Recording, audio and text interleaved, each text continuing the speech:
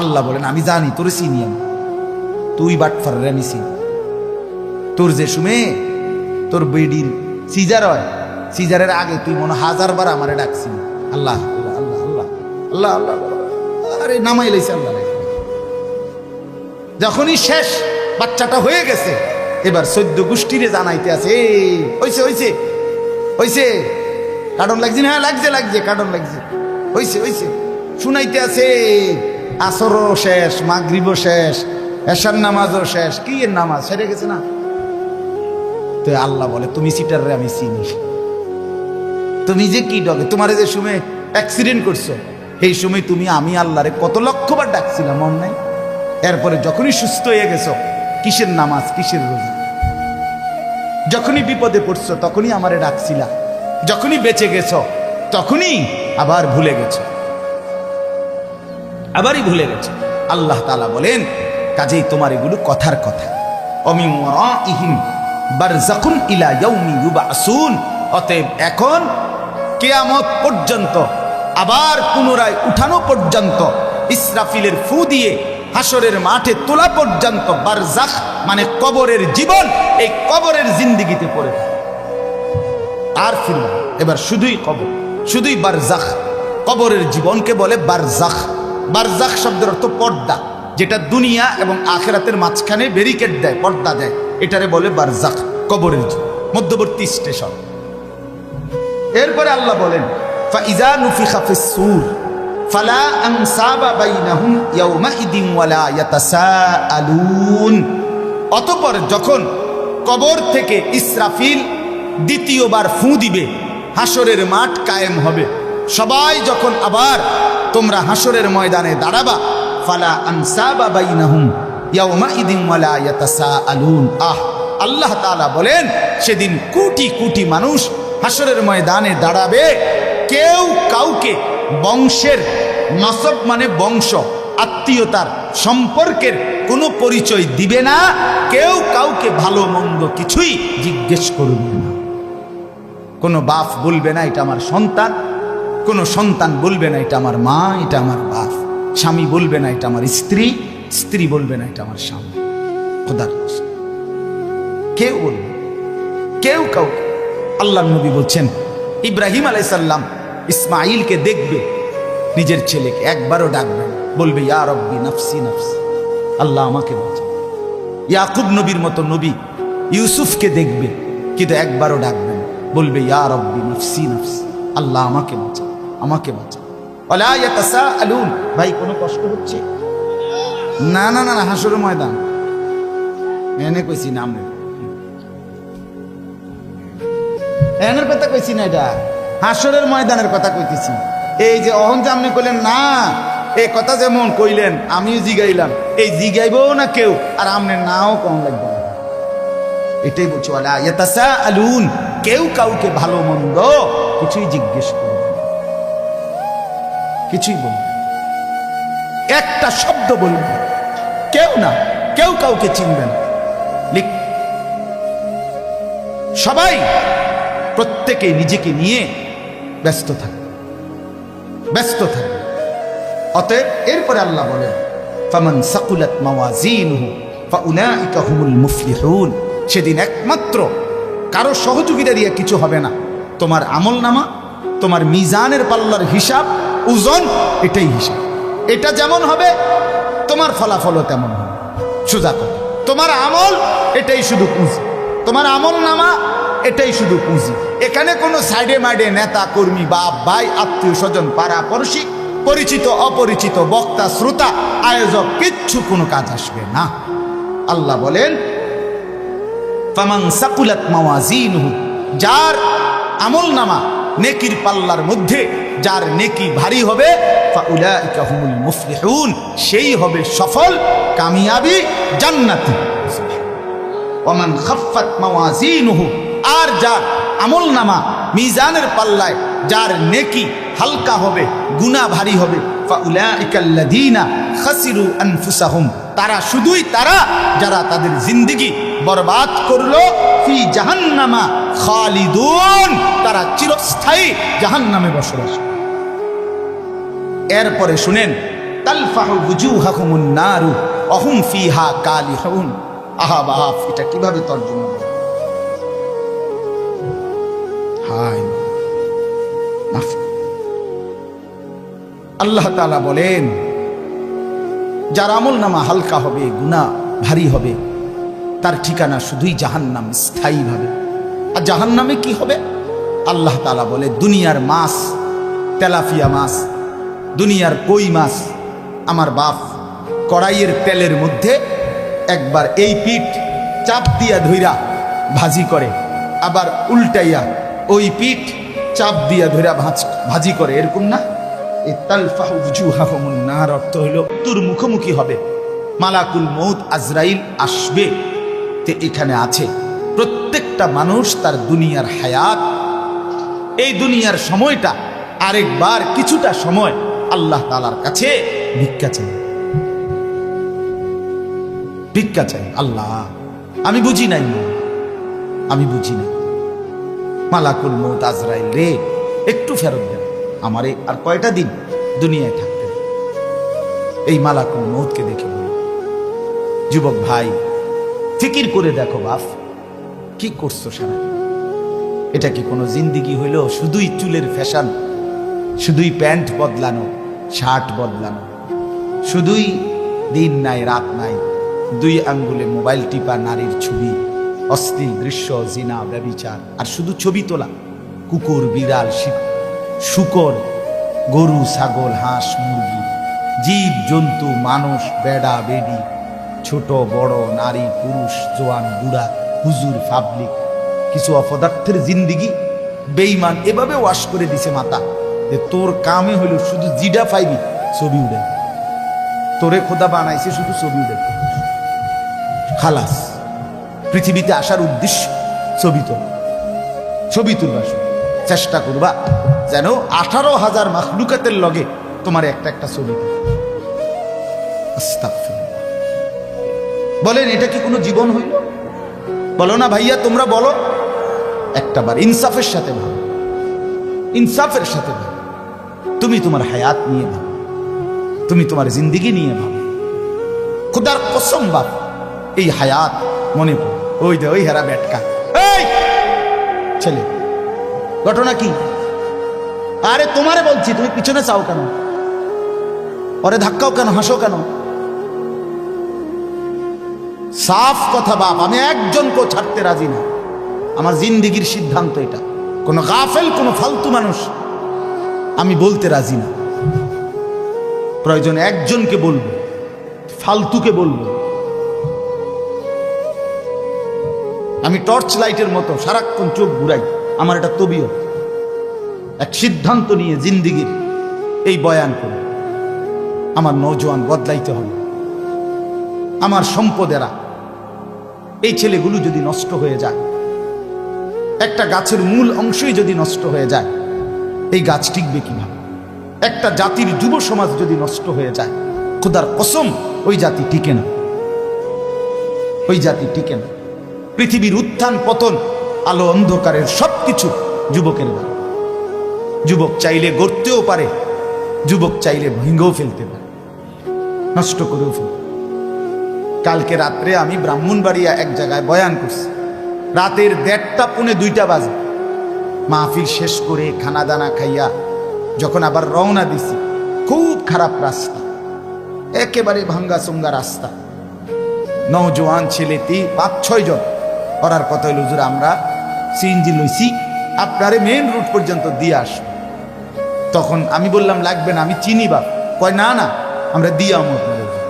তা আমার কাছে তখন আমার সাথে যিনি ছিল, আমি তারে বললাম, দেখেন এটা নওজোয়ানের দ্বারাই সম্ভব। রাত 2টা বাজে, কিসের শীত আর কিসের ঠান্ডা? সে মনে করে আমার এই শরীর স্বাস্থ্য, আমার এই জওয়ানি তার দ্বারাই সম্ভব। কিন্তু মুরব্বী চাচা কি পারবে ওইটা? তাহলে যুবক চাইলে গড়তেও পারে, যুবক চাইলে নষ্ট হইতে। আফসোসের ব্যাপার বাপ, আজকে দুশ্মন আমাদেরকে দিয়ে এটাই করছে। মুসলমানের ছেলেগুলোকে এই চুল সাজানো লইয়া লাগাই দিছে। চুল সারাক্ষণ একবার চুলে দিকে ফিরাবি, আরেক দিকে ফিরাবি, সারাক্ষণ কি হাসে, ঠাট্টা করে, নিজে নিজে দুষ্টামি করে, একতে আরেকটারে লাত্তি মারে, শার্ট লইয়া টান মারে, টানা থাপ্পড় মারে। আপন বন্ধু, আপন বন্ধু একজন আরেকজনকে এমন নিকৃষ্ট মা নিয়া বোন নিয়া গালি দেয়। কুত্তাও এমন কথা, আরে কুত্তা শুকরেও এত বড় কথা। এটা কি? হাসতে হাসতে তামাশা, হাসতে হাসতে খামখেয়া। চি চি চি। রাস্তার পাশে মানুষ চলে, গাড়ি ঘোড়া চলে, দাঁড়াইয়া পেশাব করতেছে। একবার সারাদিনে একটা বারও পেশাব করে পানি নেয় না, ঢিলা কুলুক টয়লেট পেপার ব্যবহার করে না। আরে এটা তো কুত্তার স্বভাব, এটা তো কুত্তার স্বভাব হইতে পারে না, মানুষের স্বভাব হইতে পারে না। এটা কোনো জিন্দেগি না। কেন আমরা এভাবে ব্যর্থ হলাম? কেন আমাদের মুসলিম যুব সমাজ এভাবে হেরে যাবে কেন? আমাদের কিসের অভাব ছিল বলেন? আমাদের আল্লাহ আছে, আমাদের রসুল আছে, আমাদের আখেরাত আছে, আমাদের একটা সুস্পষ্ট কোরআন আছে, আমাদের রসুল আছে, তার 23 বছরের জিন্দেগি আছে। কিসের অভাবে আমরা এভাবে হাল ছেড়ে দিলাম? হাল ছেড়ে দিলাম কেন বলে? ছেলেরা বাপ, এই জন্য অনুরোধ, নষ্ট না হয়, নষ্ট রাগ হইও না। আপন করে বলার কেউ নাই, সবাই তুম করে ছেড়ে দিছে। বাপেও বলে না, মাও বলে না, এই সমাজের মানুষগুলোও বলে না, মনে করে ফুলান যে যা মনে করছে। আহারে এটা কোনো কথা না রে বাপ, এটা কোনো জীবন না। একটা ওয়াক্ত নামাজ পড়তে মন চায় না সারা দিনে, এটা মুসলমানের বাচ্চা কেমনে হয় বাপ? কোন নাম মেরা? তার বাপ কি করলো জীবনে? তার মা করলো কি? খোদার 365 দিনে একটা বছর কোনো দিন 16 বছরের ছেলেটা, 16 বছরের মেয়েটা কোনো দিন ফজরের নামাজ পড়লো না, জানেও না ফজরের ওয়াক্ত হয় কখন। আচ্ছা, মুসলমানের ঘরে এত বড় অসভ্য কেমনে ঘুমায়? এই মা বাপ করছেটা কি? এদের জীবনের সার্থকতা কি? খাট পালং আর সোফা, ফার্নিচার, টাইলস আর ইট বালু সিমেন্ট, এটা নিয়ে সংসার। কথা কর না বাপ, এগুলোরে কয় সংসার নাকি? আমি তো প্রায় বলি, আমি যদি বলি যে আমার শ্বশুর বাড়ি তেগুড়িয়া, আপনারা জানেন তেগুড়িয়া আমার শ্বশুর বাড়ি, ওই যে আমার শ্বশুর বাড়ির লোক আছে ওই যে, তো আমার শ্বশুর, আমি শ্বশুর বাড়ি ওইখানেই নামাজ পড়ে আসছি মাগরিব। এখন আমি যদি বলি কাউকে যে আমি তেগুড়ে আসছি পরিবার নিয়ে, কথা বোঝেন, আমি বললাম আর কি, আঙ্কেলের কাছে কইলাম যে আঙ্কেল আমি পরিবার নিয়ে আসছি, তো উনি কি বুঝবে? মানে আমার ঘরের ফার্নিচার নিয়ে আসছে নাকি? বলেন আপনি কি এটা বুঝবেন? এটা তো সহজ কথা কিনা? যে কেউ বলবে, বুঝবে যে আমি যে বললাম আমি পরিবার নিয়ে আসছি, তার মানে কি আমার বউ বাচ্চা নিয়ে আসছি, ঠিক কিনা বলেন না কেন? তাহলে বউ বাচ্চারে বলে পরিবার, বউ বাচ্চা। কেউ যদি বলে আজকে 60 বছর এই সংসারের জন্য কত কিছু করছি, তারে সে কি বুঝায়? সে আমি আজ 60 বছর সোফার লাগিয়া, খাটের লাগিয়া কত কিছু করছি এটা বলতে চাইছে, না স্ত্রী সন্তানের জন্য অনেক কিছু করেছি এটা বলছে? তাহলে সংসার বলে বউ বাচ্চাকে, পরিবার বলে স্ত্রী সন্তানকে।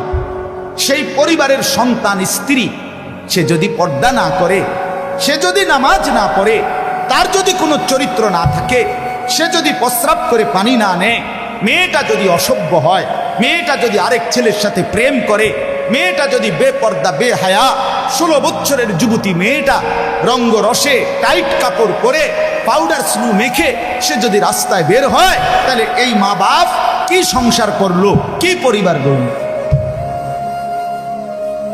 বলেন, ইনসাফের কথা বলেন, বাস্তবতার কথা বলেন।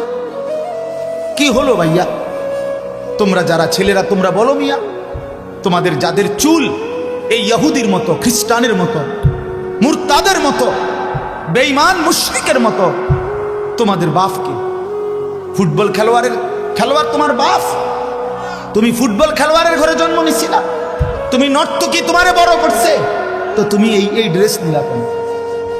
তুমি তো এক মুসলমান ঘরের এক ইমানদারের বাপ সন্তান, তোমার মা এক পবিত্র মুসলমান মা তোমারে 2টা বছর বুকের দুধ খাওয়াইছে। আমাদেরও তো সন্তান আছে, আমরাও তো দেখি বাপ ছোট বাচ্চাটাকে নিয়ে বিবি কি পরিমাণ পেরেশানি করে সারা দিন রাত। এভাবে তো প্রত্যেককেই বড় করছে তাদের মা। আপনারা দয়া করে বুঝতে শিখেন। কার কাছে হেরে গেলে? আমরা মুসলমান, আমরাই ছিলাম মর্যাদাবান, আমরা হেরে গেছি দুশ্মনের কাছে, এক কাফের মুশরিকের কাছে। আরে এর চাইতে দুর্ভাগ্য, এর চাইতে বড় বদনসিব আর কি হইতে পারে? এই যে আমার দাড়িওয়ালা চেহারা, এটা তো আমারে সাজায় দিছেন মুহাম্মাদুর রাসূলুল্লাহ সাল্লাল্লাহু আলাইহি ওয়াসাল্লাম। আর দাড়িবিহীন যেই চেহারা, এটা তো তারে সাজায় দিছে সেলুনের নাফি। সাফ আমি ডিজাইন নিলাম মুহাম্মাদুর রাসূলুল্লাহ থেকে, তুমি ডিজাইন নিছো নাফিদ থেকে। হ্যাঁ, তুমি কার লগে কি মিলাইলা? কার সাথে কি মিলাই? আমার চুল আমি নিছি সাহাবায়ে কেরাম আউলিয়ায়ে ইজাম থেকে, তারা চতুর্দিকে সমান চুল রাখতেন। আর তোমার এই ফ্যাশনেবল চুল তুমি নিছো সেলুনের নাপিত কিংবা ইয়াহুদি খ্রিস্টান কাফের মুশরিক। কতগুলো তার সিরামার সিরার ছবি লাগাইয়া থাকে চারিদিকে, এটার ভিতরে এটিতে কোবাইয়া থুইছে কোনানে হালাইয়া। একটার হেন দিয়ে কোপ দিয়া চুল নাই, একটার হেন দিয়ে কোপ দিয়া চুল নাই, একটার হেন দিয়ে কোপ, এটির কোনো আনে হয়তো গেছে আকাম কুকামে কোবাইছে আচ্ছা তোরে সাফাতি দিয়া, এরপরে আর চুল উঠে না। এমন শক্ত কোপ খাইছে এই কোবের পরে আর সিলাই ব্যান্ডিজ ঠিক হয়েছে, কিন্তু চুল আর ওঠে না। এখন ওইগুলো সিদ্ধান্ত নিছে যে এখন কি করা, চুল তো উঠে না, তো এখন তারা বলছে চালাও, এটারে ফ্যাশন হিসেবে চালাই দাও। বলছে না এইটাই ফ্যাশন। কোনো বেডার হয়তো প্যান্ট ছিঁড়ে গেছে 3খান দিয়া, তে বেডা এটারে অন করছে না, এইটাই সিস্টেম যে ভালো প্যান্ট 4টা ছিদ্র কইরা এরপরে এটা ডিজাইন হিসেবে চালাই দাও। আমি তো প্রায় বলি এরকম ছিদ্রওয়ালা প্যান্ট যেগুলো, এর অর্থ হইল ফেরেস্তা যাতে এটার মধ্যে আংটা লাগাইয়া তারে টাঙ্গাইয়া ফিরতারে, এই জন্য হয়তো এটা বলছে তোরে টাঙ্গাইয়া ফিরবো মনে রাখিস। খামখেয়ালি মনে কর, এটা কোনো কথা হইল নাকি?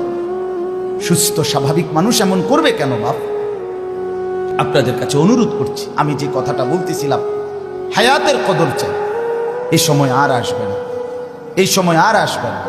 এই একবারই হুয়াল্লাযী জাআলাল লাইলা ওয়ান নাহারা খিলফাতান লিমান আরাদা আন ইয়াযাক্কারা আও আরাদা শুকুরা।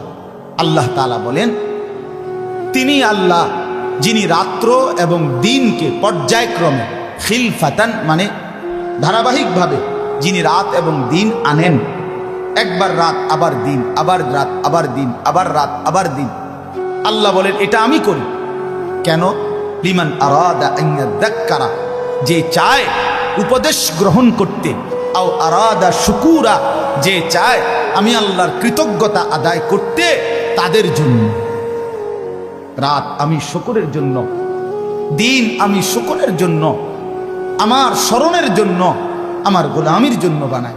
রাত বানাইছি মাগরিব এশার জন্য, দিন বানাইছি ফজর জোহর আসরের জন্য, চুরি ডাকাতি জিনা ব্যভিচারের জন্য না বাবা, না। আল্লাহ বলেন রাত দিন সময় আমার দেয়া।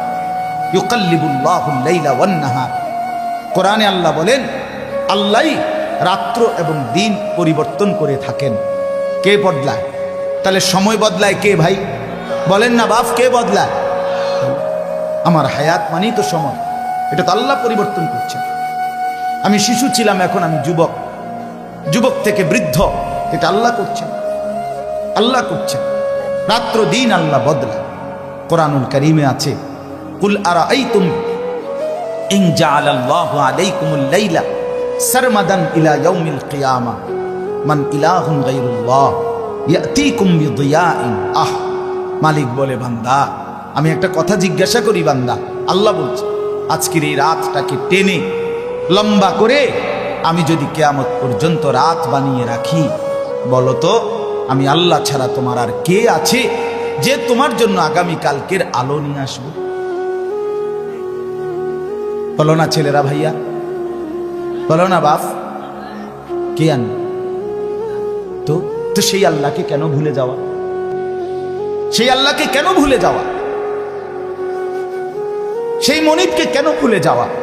আমার অস্তিত্বের প্রতিটা মিনিট যার হাতে, আমার বেঁচে থাকা যার ইচ্ছায়, আমার নিঃশ্বাস যার হাতে, আমার চোখের পলক যার ইচ্ছায়, আমার চোখের কানের হাতের সমস্ত শক্তি যার হাতে, সেই আল্লাহকে কেন ভুলে যাও?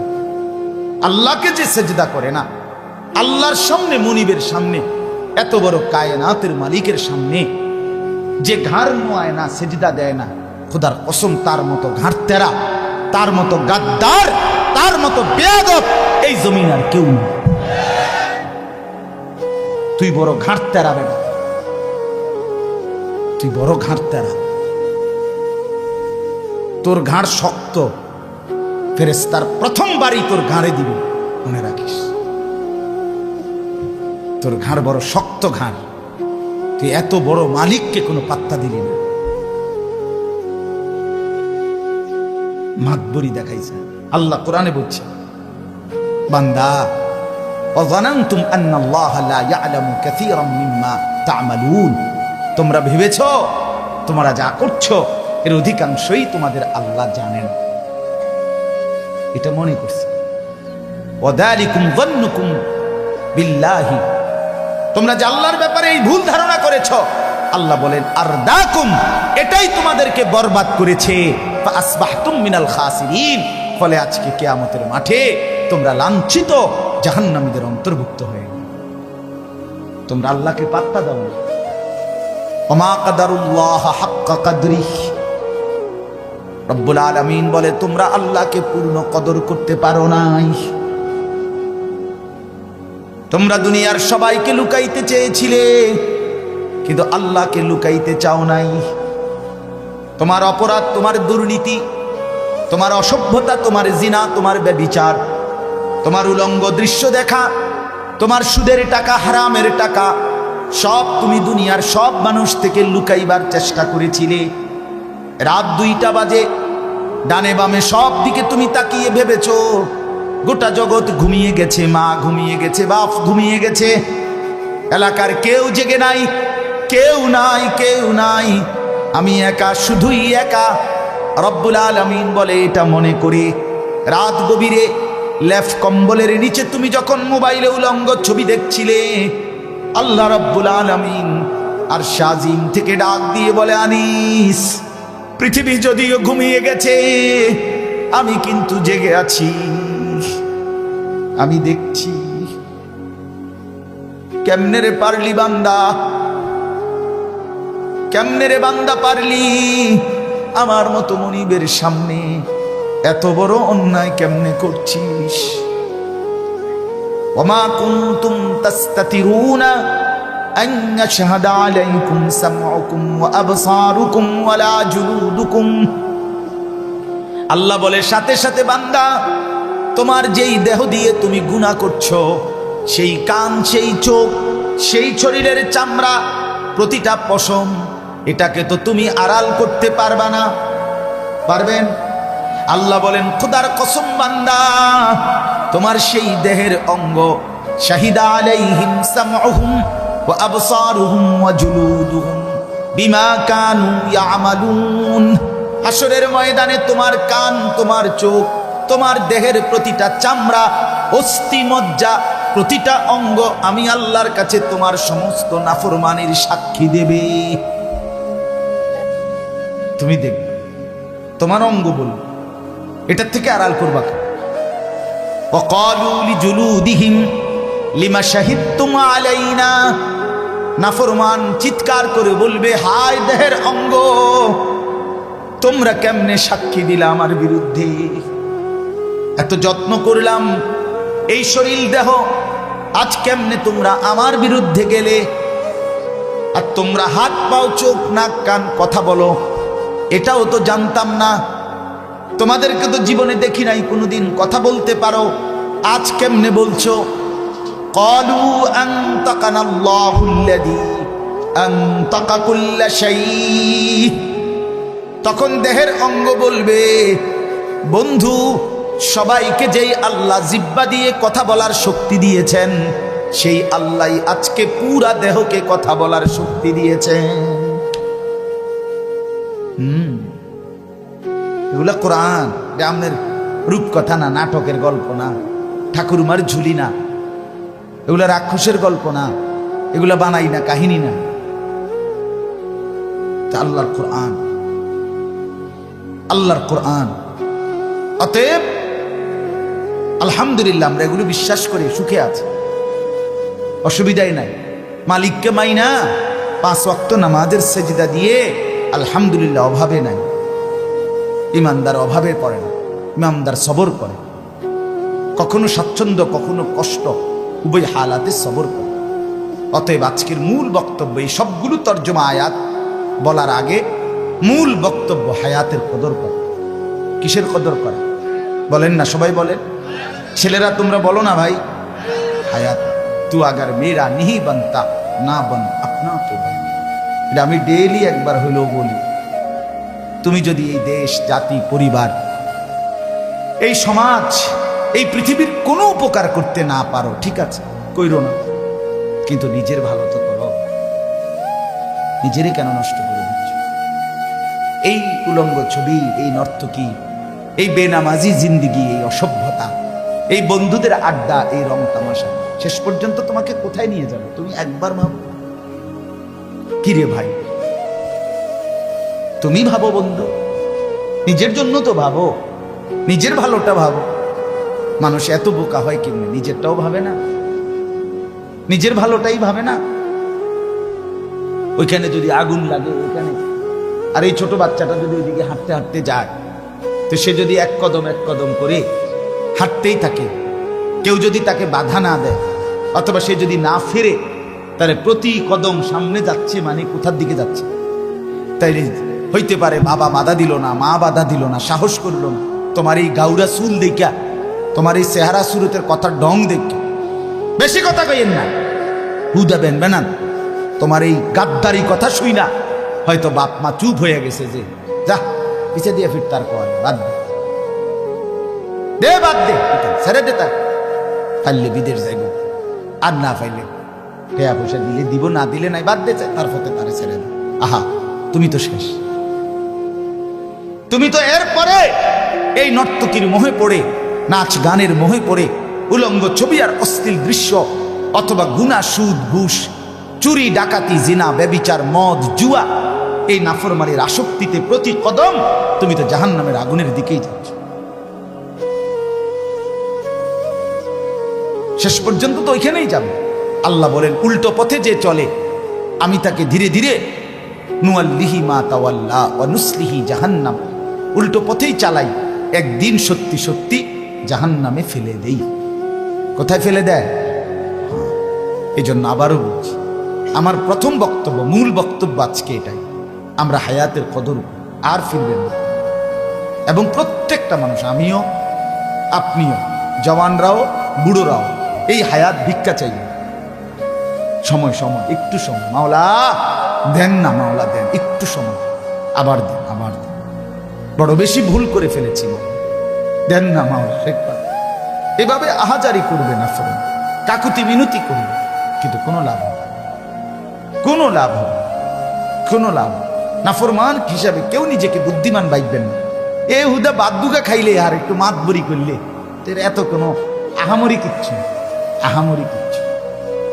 আমি দেখছি রে বাবা, রবিবার ইলেকশনের আগের দিন দেখছি 10 বছর যেই জায়গা দিয়ে আমি যাইতাম জুমার নামাজ পড়াইতে, রবিবারের আগেও দেখছি, আগে শুক্রবারেও দেখছি, এই 10টা বছর দেখছি যার পোস্টার, ব্যানার, বিলবোর্ড পুরা ওই উপজেলার মেইন প্রাফারে চতুর্দিকে ছিল, একটা জায়গা বাকি ছিল না। রবিবারের পরে ওই হেবড়ার জিতছে না, স্বতন্ত্র প্রার্থী জিতছে। হ্যাঁ, পরে শুক্রবারে যখন নামাজের জন্য যাই, তখন দেখলাম বাড়ি সালাম দিও আর একটা পোস্টার, একটা ব্যানার, একটা ফেস্টুন, এখানে কিচ্ছু নাই। আরে কি আশ্চর্য, আমার কাছে এটা রীতিমতো অবাক লাগলো। আহারে, এর লাগে বুঝি একটা ব্যানারও থাকতো না, একটা পোস্টারও নাই, কিচ্ছু নাই। দুনিয়া ধোকা। এসে দাঁড়াবে, কে দাঁড়াবে? কথা বলেন না। কলা, এই নাফরমান তখন বলবে, রব্বি, হে আমার রব, হে আমার প্রভু, হে আমার মাওলা, ইরজিউন, আপনি আমাকে দুনিয়ায় একটু ফেরত দেন। কোথায়? দুনিয়ায়। কাকে দেখে? আজরাইলকে দেখে। কাকে দেখে? আজরাইল। হাদিসের মধ্যে কথা স্পষ্ট আছে। রাসূলুল্লাহ সাল্লাল্লাহু আলাইহি ওয়াসাল্লাম বলেন, যে ব্যক্তি যেমন আমলের, মালাকুল মউত তার সামনে এসে দাঁড়াবে ওই আকৃতিতে।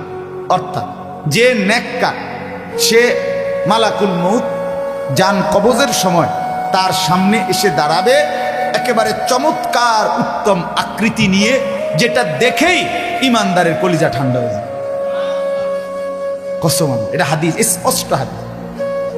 হ্যাঁ, আর যে ব্যক্তি নাফরমান, হযরত ইব্রাহিম আলাইহিস সালাম, আমরা আরবি কিতাবে পড়ছি, ইমাম কুরতুবীর কিতাব আত-তাযকিরা, ওইখানে আছে ইব্রাহিম আলাইহিস সালাম একদিন আজরাইলকে বলছিল, মালাকুল মউত, তুমি নাফরমান পাপীদের সামনে জান কবজের সময় কেমনে আইসা দাঁড়াও, উদ্দুর দেখাও আমার।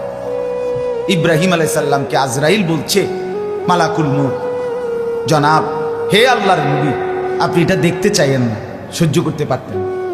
হযরত ইব্রাহিম আলাইহিস সালাম বলছে, না, আমাকে দেখাও, আমি দেখব। কসম আল্লাহর, আমরা নিজের সচক্ষে কিতাবে পড়ছি। ইব্রাহিম আলাইহিস সালাম সামনে মালাকুল মউত ওই আকৃতি ধরছে, যেভাবে নাফরমানের সামনে বিভৎস কুৎসিত যেই চেহারা নিয়ে আসবে, সাথে সাথে ইব্রাহিম আলাইহিস সালাম চিৎকার করে বেহুশ হয়ে গেছে। হুঁশ আসার পরে ইব্রাহিম নবী আল্লাহকে হাত তুলে বলছে, মাওলা, কোন নাফরমান পাপীর জন্য মালাকুল মউত আজরাইল মৃত্যুর সময় যে দৃশ্যে দাঁড়াইলো, এইটা দেখলেই তার আযাবের জন্য যথেষ্ট, আর লাগবে না আযাব। এটা দেখলেই চলবে, এটা দেখলেই সে বুঝে ফেলবে তার আগত জিন্দেগিটা কি হবে। তো আল্লাহ তাআলা বলেন, এই নাফরমান তখন বলবে, রব্বিরজিউন, আল্লাহ দুনিয়ায় একটু ফেরত দেন, অল্প সময়। কেন? এই বলবে, লাআল্লি আ'মালু সালিহান ফীমা তারাকতু। 101 নম্বর আয়াত। নাফরমান বলবে, আল্লাহ, যেই আমলগুলো ছেড়ে দিয়েছি, এবার যদি একটু হায়াত দেন, সুযোগ দেন, আমি সেই নেক আমলগুলো পুনরায় করব। এবার বিশ্বাস করেন খোদা, পরে যাইতে কোন কয়টা দিন, আমার 3টা মাস সুযোগ দেন, আমি দেখবেন নামাজ কারে কয়। কাবা শরীফের ইমাম রেফিসে আলাই, ইমাম সাহেবের আগে দাঁড়ান, নমাজ কাবা শরীফের ছাদে গিয়ে দাঁড়ান, আপনি শুধু রংটা চাইবেন, আমার কিন্তু সুযোগটা দিয়ে আসেন। কি করি এবার গেলে? উড়ে এলাম, সব উড়ে এলাম। মসজিদে যে ঢুকমু 3 মাস পরে মালাকুল মউত করবেন, মসজিদে যাতে নিয়ে যান। বাইরে যাইতাম, বাইরে গোষ্ঠী গিলে বাইর যেতাম না। লাআল্লি আ'মালু সালিহান ফীমা তারাকতু। নাফরমান বলবে, রব্বুল আলামিন, যে আমলগুলো ছুটে গেছে, এবার সেই আমলগুলো করব, নেক আমল। সাথে সাথে আল্লাহ বলবেন, কাল্লা, কখনোই না, না রে বান্দা, কখনোই না। মালাকুল মউত আজরাইলকে দেখিয়ে সামনে এনে আমি রব্বুল আলামিন এই পর্যন্ত কোনোদিন কাউকে ফেরত দেই নাই। মালাকুল মউত আজরাইলের এই দৃশ্য দেখে যদি আমি বদলাইবার সুযোগ দিতাম, তাইলে তো ফেরাউন, নমরুদ, আব্দুল কাদের জিলানী হইয়া যাইত। নমরুদ, ফেরাউনও তো জুনায়েদ বাগদাদি হইয়া যাইত। না রে বান্দা, কাউকে দেই নাই। ইন্নাহা কালিমাতুন হুয়া কাইলুহা। এবার আল্লাহ বলবেন, নাফরমান, বেঈমান, কখনোই তোকে দুনিয়ায় আর যেতে দেয়া হবে না। এই যে তুই বললি ভালো হয়ে যাবি, এটাও তোর কথার কথা, মুখের কথা, মিথ্যা কথা। নাউজুবিল্লাহ। আল্লাহ বলেন, আমি জানি, তোর চিনি আমি, তুই বাটফার, আমি চিনি। তোর যে শুনে তোর বেডির সিজার হয়, সিজারের আগে তুই মনে 1000 বার আমারে ডাকছি, আল্লাহ আল্লাহ আল্লাহ আল্লাহ আল্লাহ আল্লাহ, আরে নামাই লাইছে আল্লাহ। যখনই শেষ, বাচ্চাটা হয়ে গেছে, এবার 14 গোষ্ঠীরে জানাইতে আছে, হইছে হইছে হইছে, কারণ লাগছে না, লাগছে লাগছে, কারণ লাগছে, হইছে হইছে, শুনাইতে আছে। আসরও শেষ, মাগরিবও শেষ, এশার নামাজও শেষ, কি এর নামাজ সেরে গেছে না। তো আল্লাহ বলে, তুমি সিটারে আমি চিনি, তুমি যে কি ডগে, তোমার যে সময় অ্যাক্সিডেন্ট করছো এই সময় তুমি আমি আল্লাহরে কত লক্ষবার ডাকছিলাম, মন নাই? এরপরে যখনই সুস্থ হয়ে গেছো, কিসের নামাজ, কিসের রোজা? যখনই বিপদে পড়ছো তখনই আমারে ডাকছিলা, যখনই বেঁচে গেছো তখনই আবার ভুলে গেছো, আবারই ভুলে গেছো। আল্লাহ তাআলা বলেন, কাজেই তোমার এগুলো কথার কথা। অমিন ওয়ারাইহিম বারযাকুন ইলা ইয়াউমি ইউবআসুন, অতএব এখন কিয়ামত পর্যন্ত, আবার পুনরায় উঠানো পর্যন্ত, ইসরাফিলের ফু দিয়ে হাসরের মাঠে তোলা পর্যন্ত, বারজাখ মানে কবরের জীবন, এই কবরের জিন্দেগিতে পড়ে আর ফিরবে। এবার শুধুই কবর, শুধুই বারজাখ, কবরের জীবনকে বলে বারজাখ। বারজাখ শব্দের অর্থ পর্দা, যেটা দুনিয়া এবং আখিরাতের মাঝখানে ব্যারিকেড দেয়, পর্দা দেয়, এটারে বলে বারজাখ, কবরের জীবন, মধ্যবর্তী স্টেশন। এরপরে আল্লাহ বলেন, ফাইজা নুফিখা ফিস-সূর ফালা আনসাবা বাইনাহুম ইয়াওমাইদিন ওয়ালা ইয়াতাসাআলুন। অতঃপর যখন কবর থেকে ইসরাফিল দ্বিতীয়বার ফু দিবে, হাসরের মাঠ কায়েম হবে, সবাই যখন আবার তোমরা হাসরের ময়দানে দাঁড়াবা, ফালা আনসাবা বাইনাহুম ইয়াওমাইদিন ওয়ালা ইয়াতাসাআলুন। আল্লাহ তাআলা বলেন, সেদিন কোটি কোটি মানুষ হাসরের ময়দানে দাঁড়াবে, কেউ কাউকে বংশের, নসব মানে বংশ, আত্মীয়তার, সম্পর্কের কোনো পরিচয় দিবে না, কেউ কাউকে ভালো মন্দ কিছুই জিজ্ঞেস করবে না। কোনো বাপ বলবে না এটা আমার সন্তান, কোনো সন্তান বলবে না এটা আমার মা, এটা আমার বাপ, স্বামী বলবে না এটা আমার স্ত্রী, স্ত্রী বলবে না এটা আমার স্বামী। খোদার কসম, কেউ বলবে, কেউ কাউকে। আল্লাহ নবী বলছেন, ইব্রাহিম আলাইহিস সালাম ইসমাইলকে দেখবে, নিজের ছেলেকে একবারও ডাকবেন, বলবে ইয়া রব্বি নাফসি নাফসি, আল্লাহ আমাকে বাঁচাও। ইয়াকুব নবীর মতো নবী ইউসুফকে দেখবে, কিন্তু একবারও ডাকবেন, বলবে ইয়া রব্বি নাফসি নাফসি, আল্লাহ আমাকে বাঁচাও, আমাকে বাঁচাও। ওয়ালা ইয়াতাসাআলুন, ভাই কোনো কষ্ট হচ্ছে? না না না, হাসরের ময়দান এনে কইছি নাম নেই, এনের কথা কইছি না, এটা হাসরের ময়দানের কথা কইতেছি। এই যে অহন যে আপনি কইলেন না, এই কথা যেমন কইলেন আমিও জিগাইলাম, এই জিগাইবো না কেউ, আর আমনে নাও কম লাগবে না, এটাই বলছি। ওয়ালা ইয়াতাসাআলুন, কেউ কাউকে ভালো মন্দ কিছুই জিজ্ঞেস করবে না, কিছুই বলবে, একটা শব্দ বলবে কেউ না, কেউ কাউকে চিনবে না। সবাই প্রত্যেকে নিজেকে নিয়ে ব্যস্ত থাকে, ব্যস্ত থাকে। অতএব এরপরে আল্লাহ বলেন, ফামান সাকুলাত মাওয়াজিনুহু ফাউলাইকা হুমুল মুফলিহুন। সেদিন একমাত্র কারো সহযোগিতা দিয়ে কিছু হবে না, তোমার আমলনামা, তোমার মিজানের পাল্লার হিসাব, ওজন, এটাই হিসাব। এটা যেমন হবে তোমার ফলাফলও তেমন হবে। সোজা কথা, তোমার আমল এটাই শুধু পুঁজি, তোমার আমলনামা এটাই শুধু পুঁজি। এখানে কোনো সাইডে মাইডে নেতা কর্মী, বাপ ভাই, আত্মীয় স্বজন, পাড়া পড়শি, পরিচিত অপরিচিত, বক্তা শ্রোতা, আয়োজক, কিচ্ছু কোনো কাজ আসবে না। আল্লাহ বলেন, ফামান সাকুলাত মাওয়াজিনুহু, যার আমলনামা নেকির পাল্লার মধ্যে যার নেকি ভারী হবে, ফাউলাইকা হুমুল মুফলিহুন, সেই হবে সফল, কামিয়াবি, জান্নাতি। ওমান খাফফাত মাওয়াজিনুহু, আর যার আমলনামা মিজানের পাল্লায় যার নেকি হালকা হবে, গুনাহ ভারী হবে, ফাউলাইকাল্লাযীনা খাসিরু আনফুসাহুম, তারা শুধুই তারা যারা তাদের জিন্দেগি বরবাদ করলো, ফি জাহান্নামা খালিদুন, তারা চিরস্থায়ী জাহান্নামে বসবাস। এরপরে শুনেন, তালফাহু বুজুহাহুমুন নারু ওয়া হুম ফিহা কালিহুন। আহা বাপ, এটা কিভাবে তর্জমা? হায় মাফ। আল্লাহ তাআলা বলেন, যার আমলনামা হালকা হবে, গুনাহ ভারী হবে, তার ঠিকানা শুধুই জাহান্নাম, স্থায়ীভাবে। আর জাহান্নামে কি হবে? আল্লাহ তাআলা বলে, দুনিয়ার মাছ, তেলাপিয়া মাছ, দুনিয়ার কই মাছ আমার বাপ কড়াইয়ের তেলের মধ্যে একবার এই পিঠ চাপ দিয়া ধইরা ভাজি করে, আবার উল্টাইয়া ওই পিঠ চাপ দিয়া ধইরা ভাজি করে, এরকম না? এই তালফাহু উজুহাহুমুন নার অর্থ হইল আল্লাহ তাআলা বলে, জাহান্নামী তোর চেহারাকে, দুই গালকে এরকম আগুনের মধ্যে চাপ দিয়া দিয়া তোরে ওয়াহুম ফিহা কালিহুন, বিভৎস কুৎসিত চেহারা বানায় ফেলে।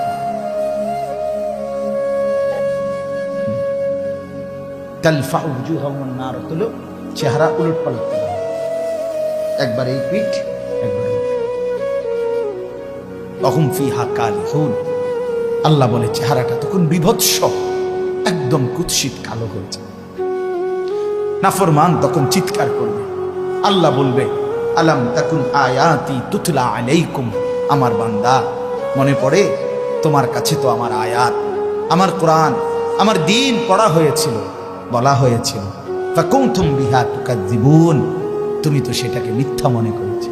আরে মাইত্র না চাই হুজুররা এডি কয়, কইতো লাগলি কি আর কোনটা কমাইয়া কয়, এমন বেদ্যপ আছে না?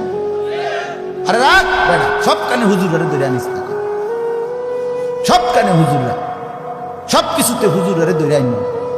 হুজুরার সব ধরতে গেলে আর দুনিয়া চরম লাগতো না। এমন অসভ্য লোক আছে কিনা বলেন? কি বল, কি বুঝাইতে চাই, কি বুঝাইতে চাই? আমি একদিন আমার এক বড় লোক, ভদ্রলোক, বিরাট মানুষ, এবারটা আমারে এরকম ওয়াজে বসছি আর কাগজ লিখে দিছে, কি কি বলতাম না, এ রাজনৈতিক কথা বলবেন না, বিতর্কিত কথা বলবেন না, আরো কিতা কিতা জানি অনেকটি লিখে দিছে, মানে 7-8টা হইল, নিচে লিখে দিছে। এরপরে কোরআন সুন্নাহ থেকে কথা বলবে। পরে আমি খুব সুন্দর করে বলছি, আঙ্কেল মনে কিছু না নিলে এই যেটি যেটি লিখছেন বলা যাবে না, এগুলো বাদ দিয়া কোরআন সুন্নাহর কথাটা কেমন হয় এটা স্যাম্পল হিসাবে একটু আমনে 10টা মিনিট কুদুর কম, এরপরে আমি এটার ব্যাখ্যা করব। মানে আমনে আগে, আমনে তো যেহেতু বুঝছেন এটি বাদ দিয়া কুন্ডি কোরআন হাদিসের কথা, এই কথাটি কুদুর আমনে কুদুর 10টা মিনিট বলেন, পরে 2 ঘন্টা লাগাইয়া আমি এটি বুঝাবো। আমরা কি আর এগুলো জানি? হাবড়া শুদ্ধ মারে, আমরা কি আর এগুলো জানি? না জানলে আপনি ফাজলামি করলেন কেন? কথা বলেন না কেন? আপনি এটি লিখলেন কেন? কথা বলেন। আমার সাফ কথা, আওয়ামী লীগ বিএনপি বুঝি না আমি, আমার বাপ মুসলমান। আপনারা প্রত্যেকের কাছে অনুরোধ, রাষ্ট্রের শেষ মাথা থেকে একেবারে শেষ পর্যন্ত জমিনের প্রত্যেক বিষয়েই কোরআন সুন্নাহর আলোকে উলামায়ে কেরামকে যদি কথা বলবার সুযোগ দেয়, তাইলে রাজনৈতিক ব্যক্তিরাও সংশোধন হবে, সমাজের সাধারণ মানুষরাও সংশোধন হবে, হাসরের ময়দানে সকলেই তখন লাভবান হবে। যারা রাজনীতি করেন আপনারা এই দেশের বাহিরে না, আপনারাও শোনা দরকার, আপনাদের রাজনীতিতে, আপনাদের দলে, আপনাদের ক্ষমতায়, আপনাদের দুনিয়ার এই সমস্ত নীতিতে কোথায় কোথায় ভুল হচ্ছে এটা কি শুধরায়া দেওয়া বলা উচিত নয়? তাই উলামায়ে কেরাম এই কাজটাই করছে, এই খেদমত করছে। এটা বাধাগ্রস্ত করলে ওই ব্যক্তির ক্ষতি হবে। 50 বছর ধরে যিনি রাজনীতি করেন, আপনার জিন্দিগিই তো রাজনীতি, তাহলে আপনি যদি রাজনীতির কোনো বিষয়ে কোরআন সুন্নাহর কথা বলতে না দেন, তো আপনি সংশোধন হবেন কিভাবে? আপনার আখিরাত মিলবে কিভাবে বলেন তো? কিভাবে মিলবে? আপনার পরকাল তো টিকবে না, তখন পরকাল তো টিকবে না। ও জানাজার নামাজের সামনে 30 জন বক্তৃতা দিলে আপনারে ফেরেশতারা বেহেশত দিবে। এত রঙে দোয়ান বাহি খায় না, এত হুগনা সিরা বেজে না, ফানি দন লাগে। আমরা দেশে আরো একটা কয়, কইতাম নি এটা, এত ভাত দুধ দিয়ে খায় না। কথা বুঝেন নাই? সাফ কথা নিয়ে সব বিষয়ে, দ্বীনের বিষয়ে, সকল ব্যাপারে আল্লাহর কথা, শরীয়তের বিধান শোনা উচিত। উচিত কিনা বলেন না কেন? সংশোধনের ফিকির চাই, পরিবর্তনের ফিকির চাই। আজকে সারা বাংলাদেশের আমরা উলামায়ে কেরাম প্রতিনিয়ত এই শিক্ষা, এই সিলেবাস, এই কারিকুলাম, এই ট্রান্সজেন্ডার সহ ছেলে মেয়ে, নারী পুরুষের অবাধ মেলামেশা, ফ্রি সেক্স, ফ্রি একেবারে ওপেন অবাধ যৌনতা, ফ্রি মিক্সিং করার ইউরোপীয় যেই ষড়যন্ত্র বাংলাদেশে বাস্তবায়ন করার চক্রান্ত হচ্ছে, সেটা কোনো দলের উঠানামার কোনো বিষয় না, এটা আগামী প্রজন্মের বাঁচানোর বিষয়। 12, 13, 14 বছরের ছেলে মেয়েদেরকে বাঁচাইতে হবে, বাঁচাইতে হবে, বাঁচাইতে হবে এই অসভ্যতা থেকে, এই নোংরামি থেকে, এই অস্থিরতা থেকে। ট্রান্সজেন্ডার বাংলাদেশে বাস্তবায়ন হতে দেয়া হবে না। সাফ কথা, এক সাগর রক্তের বিনিময়ে হলেও সমকামিতা বাংলাদেশে বাস্তবায়ন হবে না ইনশাআল্লাহ। খামখেয়ালি করলে হবে না। সপ্তম শ্রেণীর বই থেকে শরীফার গল্প নামে এই গল্প বাদ দিতে হবে। থার্ড জেন্ডার আমরা বুঝি, হিজরা আমরা বুঝি, হিজরার প্রতি আন্তরিকতাও আমরা বুঝি।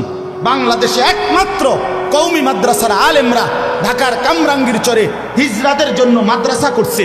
তৃতীয় লিঙ্গের মাদ্রাসা আছে, হিজরা মহিলা, হিজরা মানুষ কোরআন শরীফ 3 খতম কোরআন শরীফ পড়ছে, কোরআন খতম করতেছে, কোরআন পড়ছে। হিজরাদের প্রতি আমাদের কোনো কি নাই, বাধাগ্রস্ততার কিচ্ছু নাই। এটা হিজরার ট্রান্সজেন্ডার গুলাইয়া ফেললে হইতো না, হবে না। আল্লাহ বুঝার তৌফিক দান করে। আল্লাহ তাআলা বলেন, তাইলে তুমি ভুল মনে করেছো। ক্বালু রব্বানা গালাবাত আলাইনা শিকওয়াতুনা ওয়া কুন্না কওমান দাল্লিন। আহা, নাফরমান জাহান্নামী তখন বলবে, আল্লাহ আমার দুর্ভাগ্য আমার কপালের উপরে লেগে গেছে, আমি বড় মন্দ কপাল, আমি বুঝি নাই। আমার দুর্ভাগ্য আমার উপরে প্রভাব বিস্তার করেছে। ওয়া কুন্না কওমান দাল্লিন, আমি পথভ্রষ্ট সম্প্রদায়ের অন্তর্ভুক্ত ছিলাম। আল্লাহ ভালো মানুষ আমি পাই নাই, নেককার মানুষ পাই নাই, চরিত্রবান মানুষের সংস্পর্শ পাই নাই, কিছু অসভ্য মানুষের সাথে চলছিলাম, ফলে আজ নাফরমানির জিন্দিগিতে ভেসে গেছিলাম। মাওলা আমার দুর্ভাগ্য, মাওলা রব্বানা আখরিজনা মিনহা। এ কথা বলে নাফরমান জাহান্নামী আবার বলবে, মাওলা দেন না, দেন আমারে জাহান্নাম থেকে একটু বের করে দেন, আমারে দুনিয়ায় যেতে দেন না মাওলা, আমি পারছি না মাওলা, এই আগুন আমি সইতে পারছি না, এবার দেন না। আবার বলছি মাওলা, আবার দেন। ফাইন উদনা ফাইন্না যালিমুন, আমি যদি এবার গেলে নাফরমানি করি তা আমি আসলেই জালেম, আপনি আমারে তখন রিডবল শাস্তি দিয়েন, এবার ছেড়ে দেন। আহ, তখন শেষ আয়াত, আল্লাহ তখন বলবে, ক্বালা খসাউ ফিহা ওয়ালা তুকাল্লিমুন। আল্লাহ বলবে, নাফরমান তুই জাহান্নামেই পড়ে থাক, আর একটা কথা বলবি না, ওয়ালা তুকাল্লিমুন, আর কোনো কথা বলবি না, চুপ। আমরা যেমন রাগ করলে বলি না, একদম চুপ, একটা কথা বলবি না বেটা, খারা এনে বলি কিনা, এই আল্লাহ পড়ে থাক বেঈমান, নাফরমান জাহান্নামে, ওয়ালা তুকাল্লিমুন, আর কোনো কথা বলবি না, একটা কথা নাই।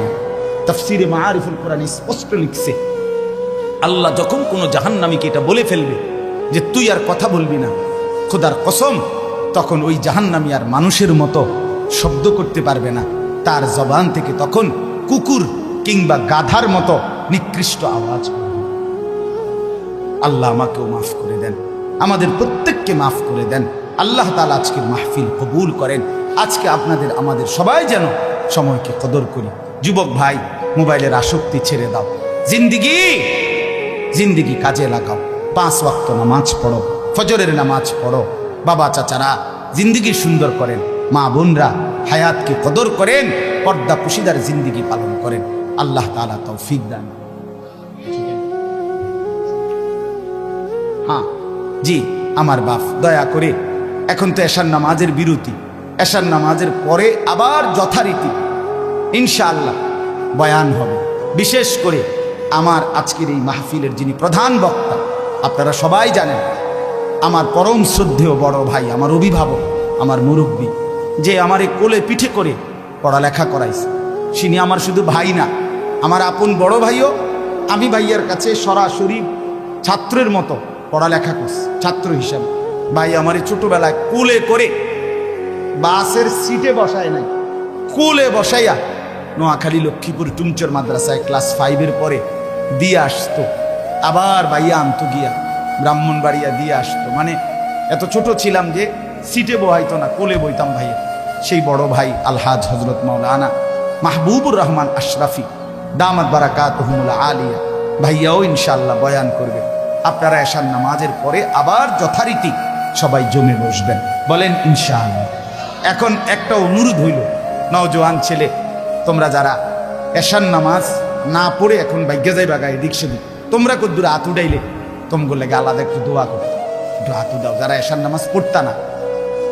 না না অনেকে পড়বে না, আমার এটা বুঝ আছে না, আমরা বেনামাজি দেখতে দেখতে আছে কি নতুন দেখিনি তাইলে অপদার্থ দেখতে দেখতে একটা আইডিয়া আছে না, হাত উঠাও ভাই। নামাজ পড়তা না এরম অসভ্য যারা, তারা একটু হাত উঠাইলে তোমরা আনালে ছবি উঠে রাখো। কাজে দয়া করে এমন জঘন্য কাজ কেউ না করে আজকের এশা থেকেই শুরু হোক পরিবর্তন, ঠিক আছে ইনশাআল্লাহ। আল্লাহ তাআলা প্রত্যেককে তৌফিক দান করেন। একটা ছেলেও এদিক সেদিক যাইও না বাপ, এশার নামাজের জন্য প্রস্তুতি নিয়ে অজু করে নামাজে সেজদা দাও। যে কপালে সেজদা, খোদার কসম সে কপাল ভাগ্য, সে কপাল ভাগ্য।